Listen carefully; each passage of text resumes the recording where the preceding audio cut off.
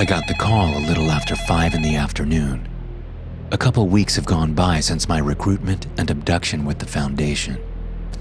I spent the time reading up on their, or I guess our, mission statement and different containment procedures.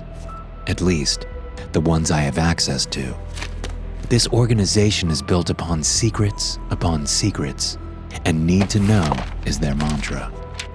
I could probably work here my whole life and never get access to all of the anomalies they've come across. Guess I'll find out, because I'm pretty sure this is a lifetime appointment.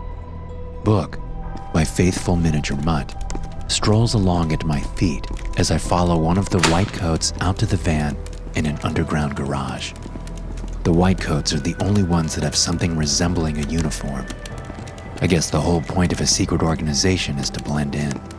Still, most of the staff have a sort of semi-formal wear, khaki pants and button-up shirts, the kind you would expect to find at a bank. I stand out in my Blink-182 shirt and jeans. If they want me to dress nicer, they're going to have to get me some more clothes.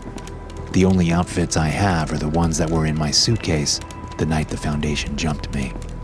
While everyone blends together, it's easy to tell which of the 3 Foundation departments everyone belongs to. The security members are all former military or law enforcement, standing at strict attention or with chips on their shoulders. When they shed their white coats, the researchers usually look into tablets or stare off into space. The investigators generally pass their time looking at everyone and everything.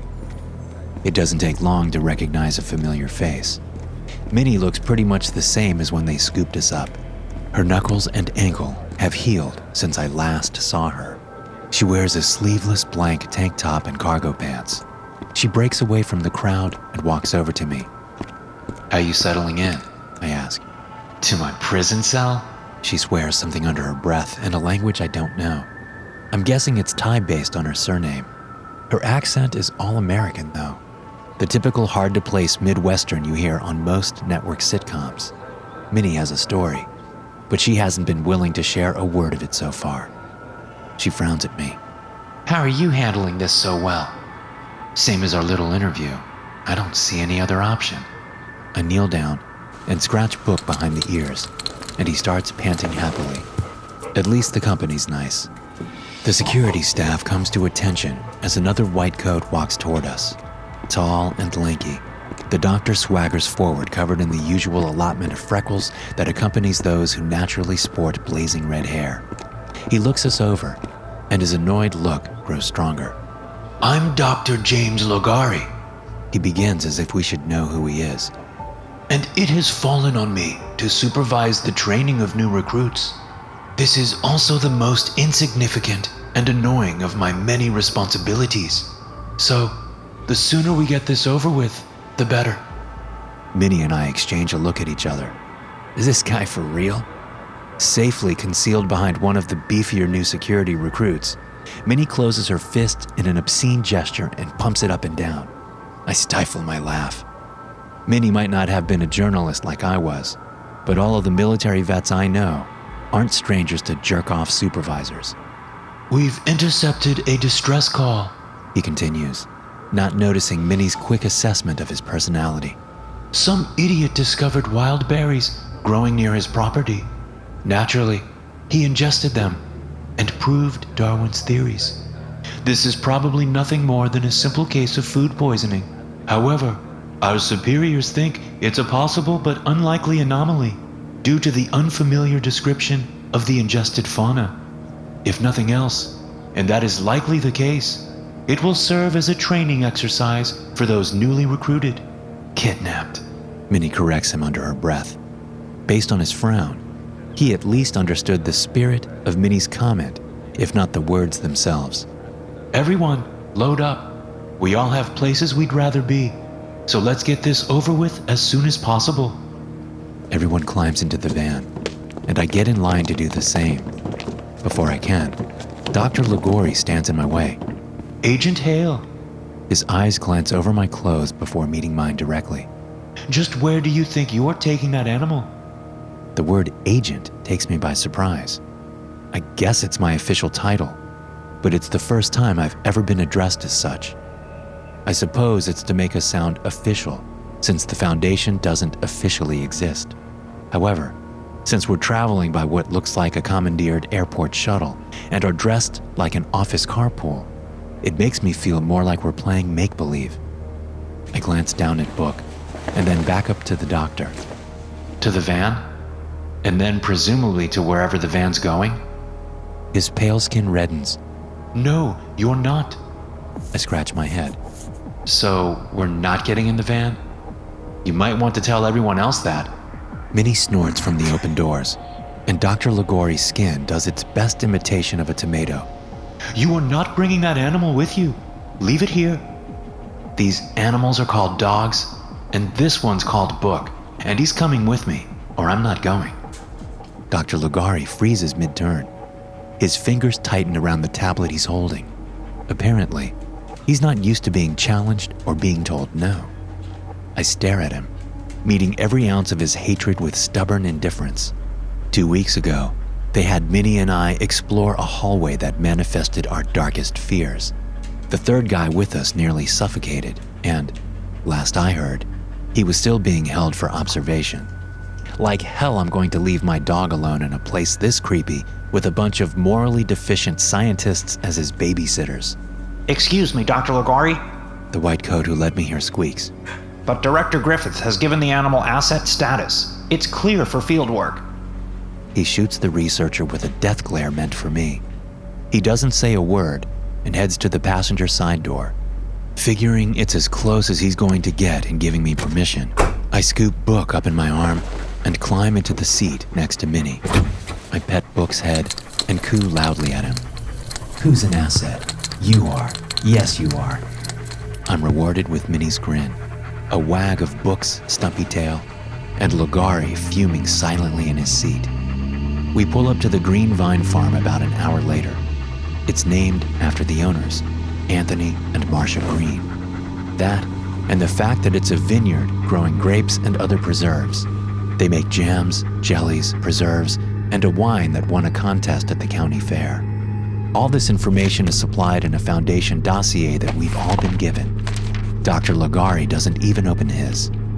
I have to admit, the Foundation can throw together a lot of information in a short time frame. It makes me wish I had access to their researchers back when I was a reputable journalist, but I'm sure this is a case of wanting your cake and eating it too.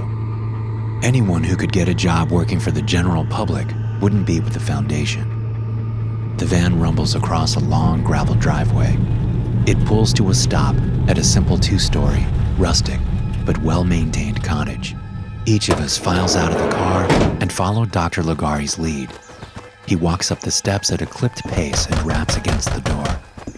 Mr. Green? No answer. Mr. Green? I peer through one of the porch windows. Inside, someone's on the living room floor but isn't moving. His hands are around his stomach. Minnie stands close to me and sees the same. She doesn't wait for orders. She shoves Ligori away during his third knock and kicks the door in. The stench hits all of us at once and sends Book whimpering and scampering off the porch. I raise my shirt over my mouth and nose and cough. Minnie isn't quite as lucky, taking the full brunt of the stench to the face and leans over the porch and gags. She's one of the lucky ones. More than a few recruits bend over and toss their lunches into fresh-reeking puddles onto the ground. It smells like someone blended dirty gym socks with rotten eggs, guzzled the whole thing down, and shit it right into the air. Ligori finishes puking, wipes his mouth, and dons a face mask. One of the researchers offers some to the rest of the staff. Most are too busy puking, but Minnie and I recover enough to accept one and a pair of gloves. We follow Dr. Ligori inside. The man on the floor matches the picture of Anthony Green in the dossier, right down to the same beaten pair of overalls. He's unconscious, and his breathing is shallow and weak. Dr. Ligori leans over and presses 2 fingers down on his lower abdomen. A loud fart reverberates beneath the man, and the smell is a fresh assault of the earlier stench clawing at the boundaries of our face masks. Dr. Ligari lifts his hand up in disgust and heads to the kitchen with Minnie and I close behind. He lifts up a pot on the stove, revealing a full pot of brown beans. The next one contains bubbling green cabbage leaves. A jar of grape jelly rests on the kitchen table. Its label is simple and homemade, bearing the words Green Vine Preserves. Ligari frowns at the counter. Resting atop it is a plate of circular bread, brown on the top and white on the inside. A large chunk has been ripped from the bread and dumped in a glass of milk. Cornbread, I say, and he turns and frowns at me. What? You didn't know what dogs were earlier. Thought maybe you weren't familiar with the hallmarks of rural Americana. Ligari swears and pinches his brow. I have 3 PhDs, and they diverted my attention away from the mysteries of the universe to supervise a case of bad gas. He slams his fist in the cornbread, knocking the plate over and shattering it to the ground. Someone call an ambulance for Mr. Green. No sense in referring him to one of our facilities for such a mundane cause. That's it? I say. You don't want to use one of those PhDs to help the man writhing in pain in the next room? He rears on me. His posture goes rigid. Do you have a problem with the way I conduct operations, Agent Hale? Everyone made it to the kitchen, crowding around us. Dr. Ligari is fuming, and I let out a sigh of annoyance from behind my mask. If this turns into a pissing contest, the doctor will order us back into the van just to show that he's the one in charge. Time to play things a bit more diplomatically. Look, this is a training opportunity, right? Everyone here hasn't seen daylight in weeks. Give us 10 minutes. Let the security folks stretch their legs. Give the techies a chance to try out some of their doohickeys, and let me poke around some. What's the harm? Enough red drains from his face that I know Ligari sees reason, but not enough for me to get everything I want. You have 5 minutes. Shrugging my shoulders and keeping my mouth shut, I walk away and leave those more qualified to deal with Mr. Green to their jobs. I exit through the kitchen screen door and walk down the steps to the backyard. The door closes again behind me, but I'm already halfway toward the grapevines near the small barn. It doesn't take Minnie long to catch up with me.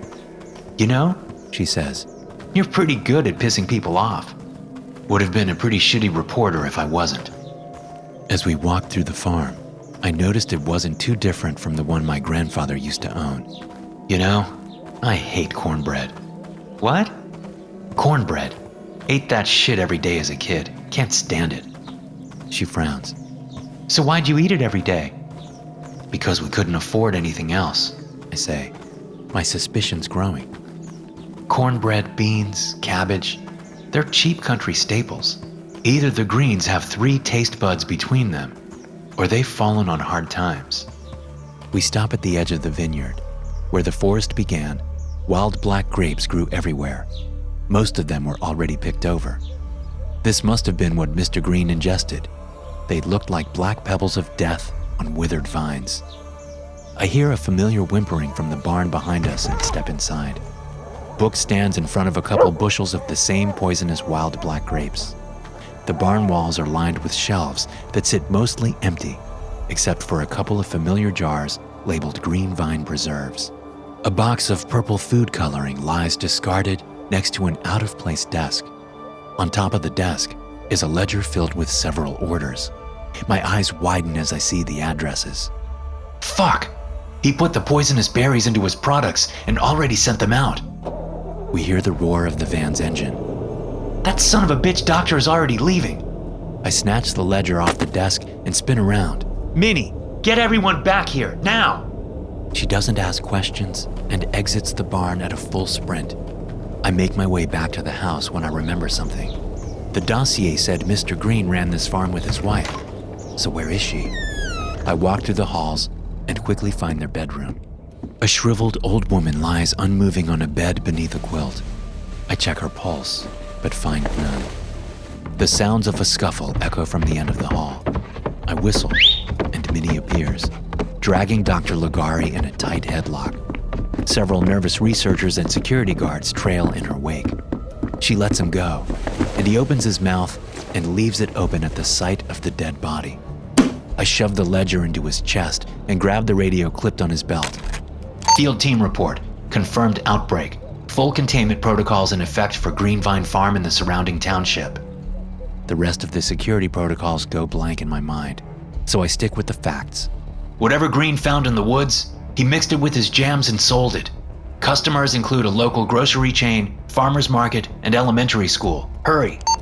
It's after midnight when I finish typing up the after-action report. I haven't seen Dr. Ligari since I took his radio. From what Minnie said, Director Griffith read him the riot act. I spin in my chair and see the devil himself. He walks in, limping on his cane, and sits in the chair next to me. We were able to intercept the tainted goods before they were sold. Only Mr. Green and his wife were infected. Good catch today, Agent Hale. Lucky, you mean? I rub my eyes. Could have easily gone the other way. It almost did. Yes. The director looks on impassively and twirls the top of his cane. I'm afraid this sometimes happens in our line of work. We see things that defy expectations, that temper the rules of reality itself. Sometimes we get overwhelmed with the extraordinary. We forget that much more ordinary things are equally unexplainable and also pose a deadly threat to people. I reach for my third cup of coffee. Like deadly fartberries? He lets out a deep sigh and slumps in his chair. As the agent who discovered the anomaly, the responsibility of naming it falls on you. But I implore you, Cody, please think of a better name. Too late, boss. I close my laptop. Report's already been filed. SCP-4032 is a wide, mounding deciduous shrub producing a small, round brown fruit designated SCP-4032-1. When an animal or human consumes SCP-4032-1, it produces extreme gastrointestinal distress. 1 hour following consumption, the affected individual will form an excess amount of flatulence containing elevated levels of hydrogen sulfide and a smaller but noticeable amount of methane gas. Due to an anomalous effect, this flatulence will continuously be produced until the affected individual is deceased. Fasting and dehydration do not affect the flatulence, and endoscopy has discovered no identifiable source of the anomalous flatus. An affected individual in an area with improper ventilation will, over time, experience severe symptoms caused by hydrogen sulfide poisoning, including conjunctivitis, respiratory irritation, loss of smell, pulmonary edema, and death. Hey guys, thanks for listening. Be sure to subscribe to the podcast for more SCP stories like this one. You can also check out some more episodes from the SCP Experience podcast here. I'll see you in the next one.